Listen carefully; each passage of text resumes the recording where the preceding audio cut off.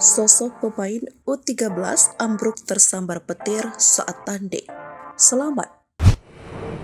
Inilah sosok pemain SSB Indonesia Muda Bojonegoro yang ambruk saat laga perdana U13 Piala Suratin 2023 di Stadion Legend Haji Sudirman, Bojonegoro.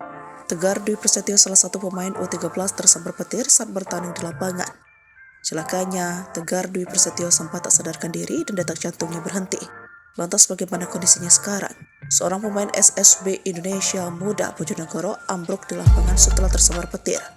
Inilah insiden terjadinya saat laga perdana U13 Piala Suratin 2023 di Stadion Legend Haji Sudirman, Bojonegoro, Jumat 4 November 2023. Pemain sepak bola itu pun sempat berhenti detak jantungnya hingga akhirnya dilarikan ke ICU rumah sakit untuk mendapatkan perawatan medis.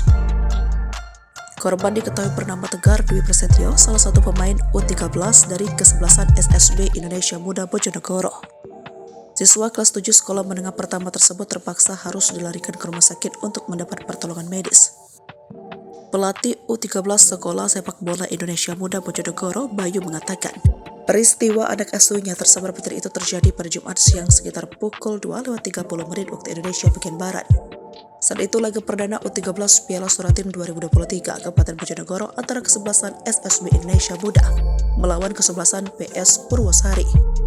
Seketika itu tubuh penyerang andalan tim SSB Indonesia Muda U13 Bojonegoro yang tersambar petir langsung ambruk.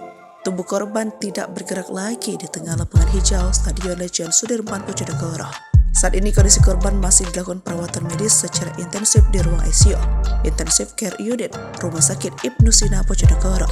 Akibat insiden ini, pertandingan perdana Piala Suratin 2023 Kabupaten Bojonegoro dihentikan dan agenda pertandingan yang lainnya juga dibatalkan oleh panitia. Download Tribun X sekarang, menghadirkan lokal menjadi Indonesia.